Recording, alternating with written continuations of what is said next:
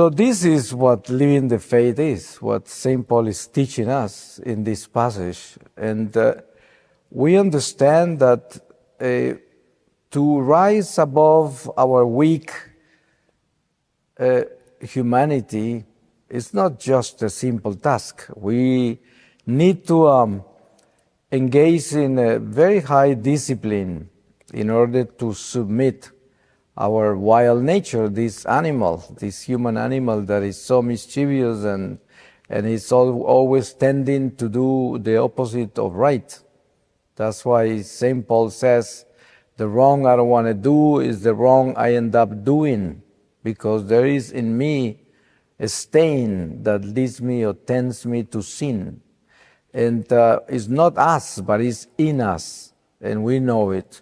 We deal with this all the time.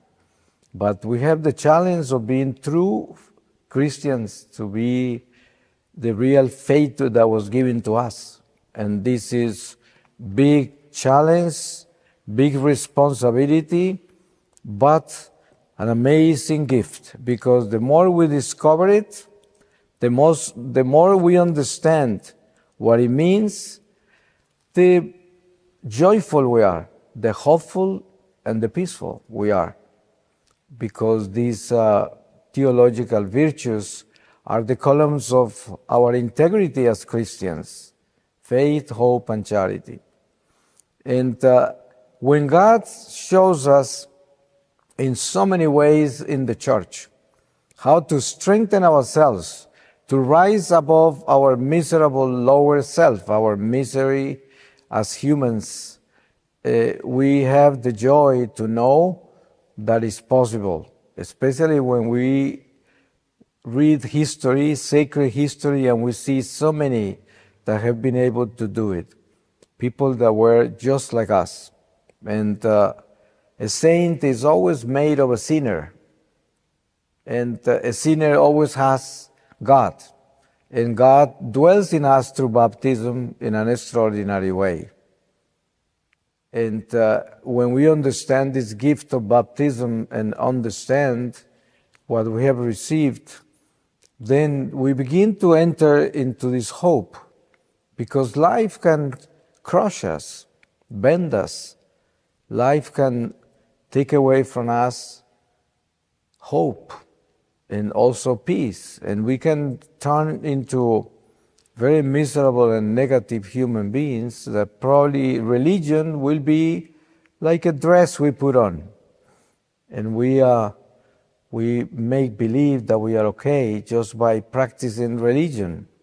But inside us there is a broken person that has no joy, no peace, no hope. And this is a tragedy, because that's what the Pharisees were, plain religious people that didn't have love, didn't have the Spirit of God. So they were resented, they were jealous, envious, and they were killers. They killed Jesus. So we know the nature of a plain religion without love. So we have to understand that the devil is very astute, and he uses everything we have, including our religion. And that's why we have to always be sure that what we're doing with our life as Christians in relationship with our faith is real, which is, are we joyful and peaceful and hopeful in spite of it all, in spite of the misery that surrounds us? Because no one of us is going to be free from going through trials, toils, tribulations, all kinds of sufferings. This is our life. And especially the more faithful you are to God, the more tested you are, because we have an enemy, we are crossing the enemy's territory. A lot of people have a hard time accepting the fact that earthly life is the enemy's territory, because, creation is so extraordinary, and everything is so extraordinary that surrounds us in many ways, but at the same time we see this duality in the midst of this great creation, this great misery, and this great sinful life. and we can see evil present, but we can see also the immensity of God's creation. So it's like a contradiction that is living together. And it takes a spiritual growth to rise above the contradictions of our earthly life and to understand that this is all going to come to pass, that this is all going to be gone.